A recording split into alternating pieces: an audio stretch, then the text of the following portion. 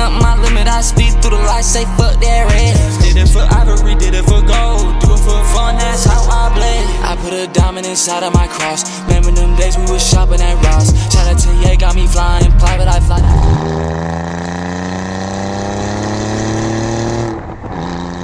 So Alfa Romeo hasn't been in the US market since 1995, and when they reintroduced with this car, it really got everybody talking.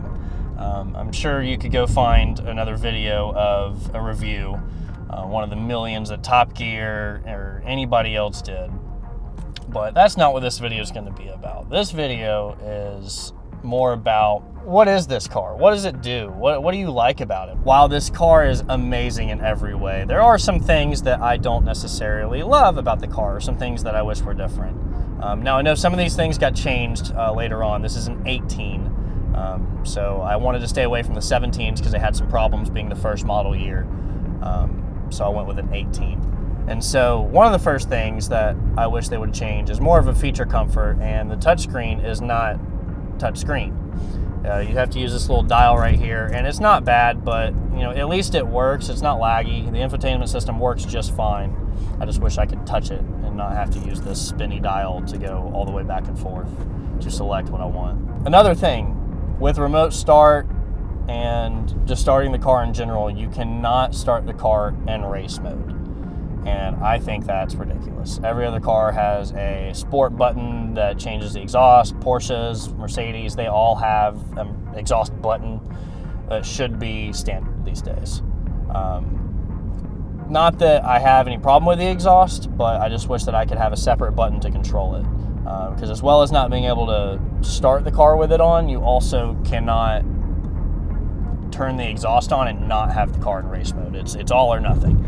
And so sometimes I want to hear the exhaust, but I'd still like to have all my safety features, but I can't because it's either, no crash sensor, none of that stuff, no lane assist, or your car's quiet. So this isn't as much about like a physical item about the car or a certain thing, but overall the price of this thing can get ridiculous, like absolutely insane.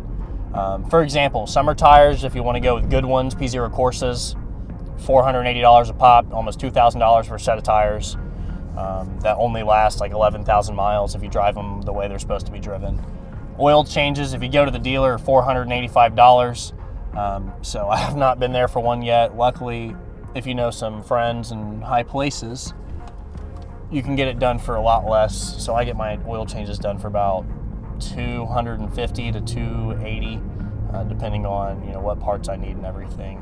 So I actually pay like $250 for an oil change. It's not as bad, it's about half the price. I get it done at Solo Motorsports. Shout out Ian, my boys over there. I mean, even an oil change is hard to do yourself because you have to have special O-rings, you have to get filters, and some of the stuff you have to get from Italy unless you want to pay like $2,000. Brakes are another thing. If you get the pads and rotors from like anywhere other than eBay, it's like $1,200 for a rotor and like $600 for a pad. It's ridiculous. I don't know if that's because of COVID or not. So I've only owned the car since June of 22, and I've probably already spent well over $3,500 on tires and brakes and oil changes. I'm coming up on my third oil change, and I've only had the car for 9 months. But with that said, I would not change it for a thing.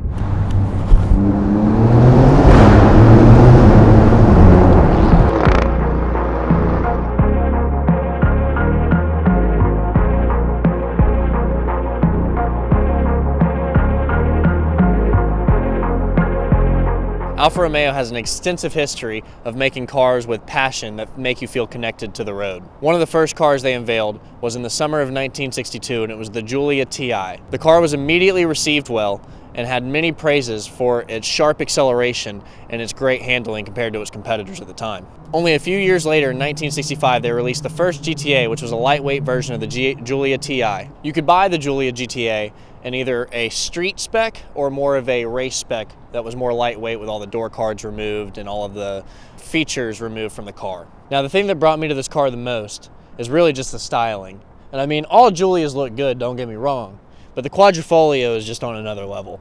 Everything from the carbon fiber side skirts to the carbon fiber rear lip, the carbon fiber hood. I mean, the car is covered in carbon fiber. It's all over the interior.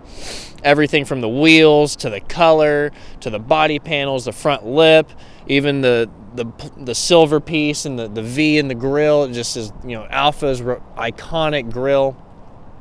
Everything about the car just screams performance, beautiful, and class.